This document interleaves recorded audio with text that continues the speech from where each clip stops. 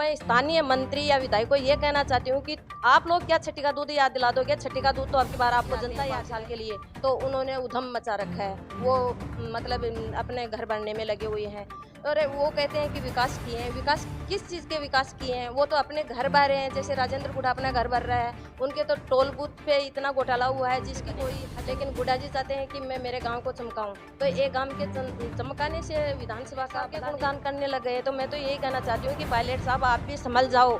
ये जैसे गहलोत साहब के विरोधी बने हैं तो ये आपके विरोधी भी बन सकते हैं और आपको भी। मुझे भी वही है कि मैं कांग्रेस की टिकट मांग रही हूँ और कांग्रेस में मजदूर की समस्या सुनती भी हूँ और मेरा चुनाव लड़ने का मकसद यही है कि जनता जिन छोटे छोटे कामों के लिए जूझ रही है, आज क्षेत्रीय विधायक के पास जा रही है, वो सुनाई नहीं कर रहे हैं, वो अपने घर बढ़ने में लगे हुए हैं, अपने 7 पीढ़ियों का सुख करने की मीनू को आगे बढ़ना चाहिए। तो मैं जनता के बीच में उसी समय से जा रही हूँ और जनता का अच्छा रिस्पॉन्स मुझे मिल रहा है और अब जनता चाहती है कि मीनू आगे बढ़े और विधायक के रूप में वो क्षेत्र में। ग्रामीण मीडिया पर आपका बहुत बहुत स्वागत है। 2023 के विधानसभा चुनाव है और उस चुनाव को लेकर हम बात करें तो जनप्रतिनिधि हैं वो क्षेत्र में सक्रिय हैं, क्योंकि अब बहुत कम समय बचा है जिनको लेकर जनप्रतिनिधि हैं जो मतदाताओं की नब्ज़ टटोलने लग गए हैं। और हमने काफ़ी जो जनप्रतिनिधि हैं उनके इंटरव्यूज आप तक पहुंचाने की कोशिश की है, उनके जो विचार हैं वो आप तक पहुंचाने की कोशिश की है। आज इसी कड़ी में हमारे साथ उदयपुर वाटी नगर पालिका के सर्वप्रथम जो चेयरमैन बने थे स्वर्गीय रामेश्वर लाल जी सैनी, उनकी सुपुत्री हैं मिन्नू सैनी जी, उनसे हम आपको मुखातिब करवाएंगे। देखिए, रामेश्वर लाल सैनी जी का राजनीति में बहुत लंबा संघर्ष रहा था। जिस प्रकार हम बात करें कि लगभग 4 बार वो नगर पालिका के चेयरमैन रहे थे, इसके अलावा एक बार वो उदयपुर वाटी के विधायक भी रहे थे और उदयपुर वाटी के वो सर्वप्रथम नगर पालिका के चेयरमैन रहे थे। तो उनकी जो सुपुत्री है आज उनके पसीनों पे चलते हुए राजनीति में अपना करियर देख रहे हैं और इस बार विधानसभा चुनाव लड़ने का ऐलान किया है। जिस प्रकार से हमने पहले भी इनका इंटरव्यू आपके सामने प्रस्तुत किया है और इन्होंने ऐलान किया था कि इस बार ये विधानसभा का चुनाव लड़ेंगे और कड़ी में आज हमारे साथ मौजूद हैं मिन्नू सैनी जी। बातचीत करने की कोशिश करते हैं। नमस्कार, मैं मीनू सैनी उदयपुर वाटी से। मेरे पिताजी का नाम है स्वर्गीय श्री रामेश्वर लाल जी सैनी, पूर्व विधायक जो नगर पालिका के सबसे युवा चेयरमैन भी रहे हैं और सबसे बुजुर्ग चेयरमैन भी रहे हैं। मिन्नू जी, मेरा सर्वप्रथम क्वेश्चन यही रहेगा कि आप इस बार विधानसभा चुनाव लड़ेंगे?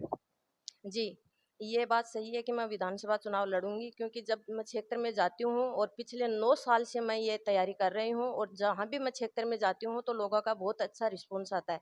36 को मतलब मेरे पिताजी जब विधायक रहे, चेयरमैन रहे, तो उनके जो विकास किए हुए हैं या बिना किसी भेदभाव के या बिना किसी लालच के उन्होंने जो काम किए हैं लोगों के और उन कार्यों को लेके जो जनता मेरे सामने आ रही है तो वो यही चाहती है कि उनकी छवि कि जैसा कोई हमें नेता मिले और शायद उनकी छवि वो लोग मेरे में देख रहे हैं और नहीं, क्या परिस्थितियां बनी राजनीति के कारण, मतलब आपको राजनीति विरासत में मिली थी, उनके कारण आप चुनावी मैदान में हैं या फिर क्या परिस्थितियां बनी कि आपको चुनाव लड़ने के लिए मैदान में आना पड़ा? हाँ, ये सही है कि पिताजी 21 साल के चेयरमैन बने थे और मेरा जन्म भी राजनीतिक परिवार से हुआ है और उन्होंने 60 साल तक जनता की निस्वार्थ भाव से सेवा की है। तो वैसे माने तो ये मुझे विरासत में मिली है राजनीतिक। पिताजी के खत्म होने के बाद जब मैंने मूर्ति का अनावरण किया, गहलोत साहब से टाइम लिया, गहलोत साहब ने हमें टाइम दिया और 25 अक्टूबर उन 2015 को उन्होंने मूर्ति का अनावरण किया और उसी समय मुझे थोड़ा-सा इशारा मिला साहब की वजह, तो मैं जनता के बीच में उसी समय से जा रही हूँ और जनता का अच्छा रिस्पॉन्स मुझे मिल रहा है और अब जनता चाहती है कि मीनू आगे बढ़े और विधायक के रूप में वो क्षेत्र में आए। विकास के मामले को लेकर क्या कहेंगे आप? उदयपुर वाटी में विकास हुआ है, आपके कौन से मुद्दे हैं जो आप लेके जनता के बीच आ रहे हैं? देखो विकास वैसे तो कोई जनता की बहुत बड़ी मांग नहीं होती है, लेकिन विकास हर क्षेत्र में कुछ ना कुछ विकास काम ऐसे होते हैं कि वो होने चाहिए। जो जैसे लोगों की समस्या सुनती भी हूँ और मेरा चुनाव लड़ने का मकसद यही है कि जनता जिन छोटे-छोटे कामों के लिए जूझ रही है, आज क्षेत्रीय विधायक के पास जा रही है, वो सुनाई नहीं कर रहे हैं, वो अपने घर बनने में लगे हुए हैं, अपने 7 पीढ़ियों का सुख करने में लगे हुए हैं। तो मतलब ये नहीं मानते कि वो विकास किया है और वो कहते हैं कि हमने विकास किया है। तो मैं उन्हीं से पूछना चाहती हूँ कि आपने विकास किया तो फिर जनता की ये शिकायतें क्यों आ रही हैं? तो आप पे जब आपको जनता ने चुना है प्रतिनिधि, तो आपका कर्तव्य बनता है कि आप जनता के बीच में जाएँ, उनके सुख-दुःख में उनकी बात सुनें, जो उनके समस्या है उनका समस्या का समाधान करें। तो ये चीज़ें उभर के आती हैं और आज जनता इतनी त्राही-त्राही कर रही है कि उनकी कोई सुनने वाला नहीं है, सबको दबाव में ले रखा है। तो मैं तो यही कहना चाहती हूँ कि भई मैं अगर जनता मुझे चाहती है और आगे आने वाले समय में वो साफ-सुथरी राजनीति करना चाहती है या अच्छा-सा विधायक चुनना चाहती है, तो मैं उन्हीं से यही अपील करती हूँ कि आपके पास ये अच्छा मौका है। आप जो ये आपके काम नहीं हो पा रहे हैं और नहीं विधायक क्षेत्रीय विधायक आपकी कोई सुन पा रहा है, तो आपके पास मौका है तो आप इस मौके को पलटिए और अच्छा विधायक अपने मनपसंद का चुनिए। मीनू जी, किस पार्टी के बैनर तले आप चुनाव लड़ने वाले हैं?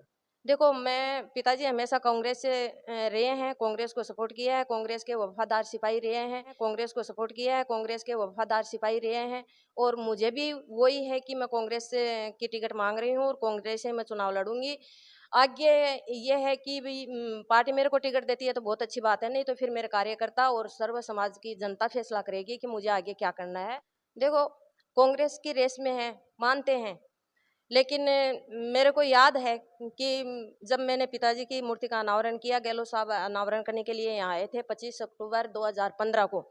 जब वो स्टेज पे हाथ हिला-हिला के ये बात कह रहे थे कि मेरा नेता तो अशोक गहलोत है, मेरी कोई पार्टी-वार्टी नहीं है, मेरा नेता गहलोत है। कौन बोल रहा था ये बात? ये राजेंद्र गुडाई ये बात बोल रहे थे और वो आज भी शायद मेरे पास रिकॉर्डिंग है, हम्म। क्योंकि हमने उस टाइम पे बहुत अच्छा प्रोग्राम किया तो उसमें सारी सुविधा रखी थी हमने।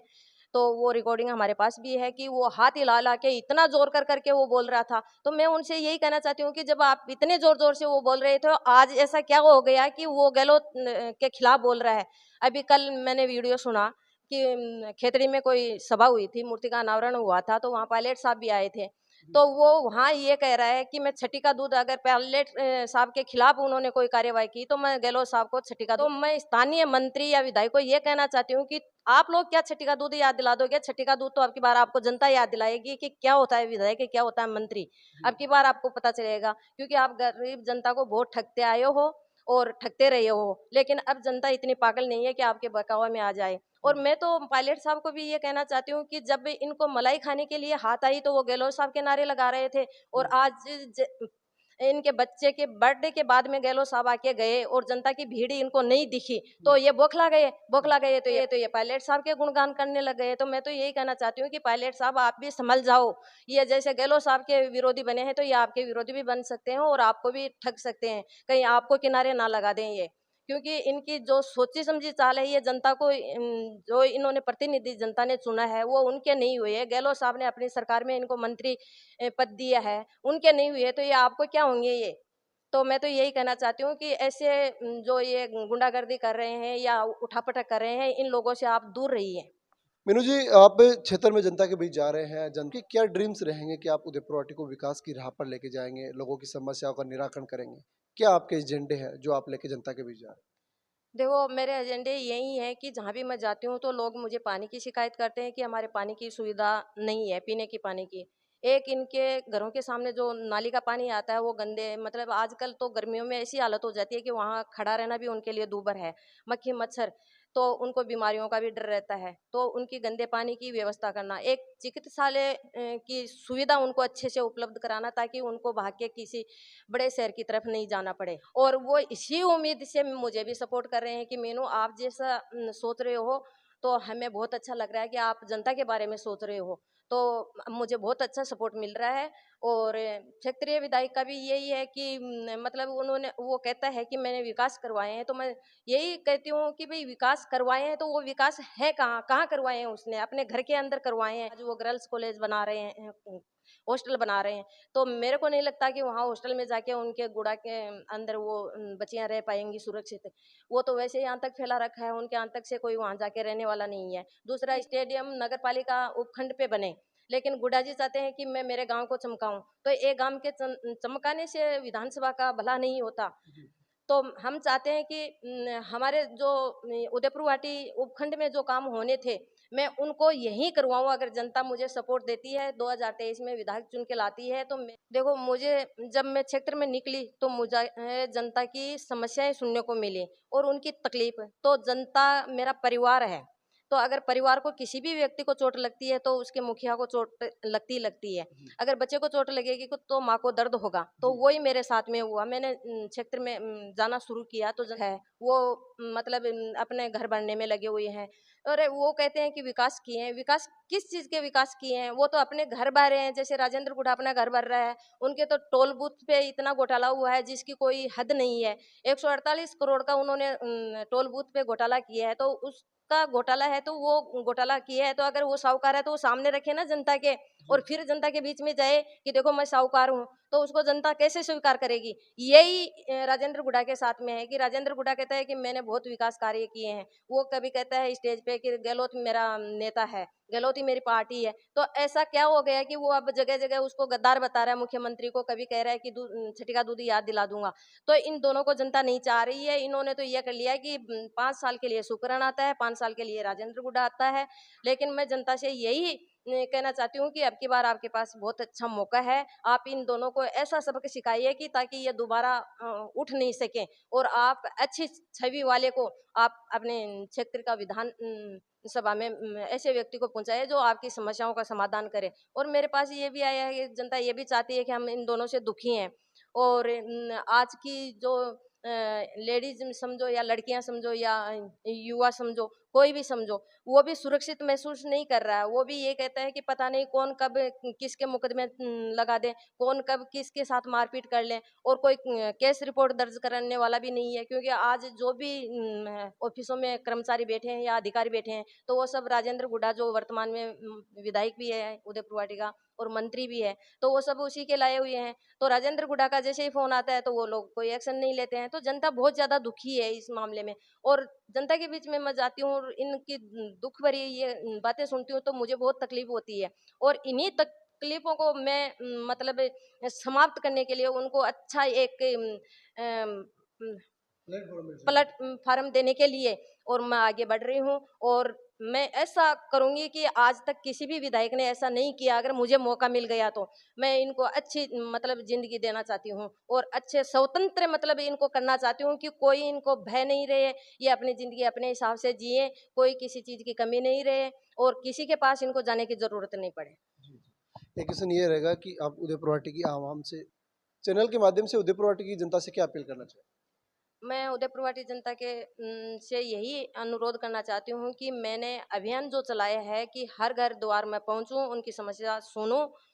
तो मैं आपसे यही चाहती हूँ कि आप अच्छे को सुने, सच्चे को चुने और भय रहित क्षेत्र को अपन सब मिलके बनाएं और इन दोनों गुंडों से अपन मिलके इनसे निजात पाएं। और आप हमेशा मतलब चुनते आए हो तो अब की बार अच्छे व्यक्ति को चुने और अपन स्वतंत्र जिंदगी जिए। जी, धन्यवाद। ये थे हमारे साथ मीनू सैनी जी, कांग्रेस महासचिव भी वर्तमान समय में ये हैं। उदयपुर वाटी के मुद्दों को लेकर हमने इनसे बातचीत करने की कोशिश की। इन्होंने कहा कि इस बार अच्छे को चुने, सच्चे को चुने, क्योंकि आप भय में ज़िंदगी जीते आए हैं। मेरा वादा है आपसे, ये भयपूर्ण ज़िंदगी में आपको भयपूर्ण ये यहाँ का जो माहौल है वो मैं दूँगी। अगर आपने मेरे को विधायक चुना और विधानसभा में भेजा तो इस उदयपुर वाटी का विकास चरम पे होगा। यहाँ का आवाम ये कहेगा कि मैं विधायक हूँ, क्योंकि जिस प्रकार की परिपाटी चलती आई है कि उदयपुर वाटी में बंदर बाट कर रखी है, एक बार शुभकर्ण चौधरी, एक बार राजेंद्र गुड्डा, तो इन परिपाटी को चेंज करने के लिए मैं चुनावी मैदान में हूं। आप सभी की सहयोग मेरे लिए अपेक्षित रहेगा। और इन्होंने ये भी कहा कि एक अभियान के तहत ये प्रत्येक गांव ढाणी तक पहुंचने की ये कोशिश कर रहे हैं कि मीनू सैनी आपके द्वार और लोगों की समस्या जान रही है और उन समस्या का निराकरण करने के लिए चुनावी मैदान में है। और इस बार इन्होंने ऐलान किया है कि कैसी भी परिस्थितियाँ बने, ये चुनावी मैदान में डटे रहेंगे। और आप सभी का प्यार सहयोग रहा तो इस बार ये विधानसभा में जाएंगे यहाँ के विधायक चुन के। जय हिंद, जय भारत।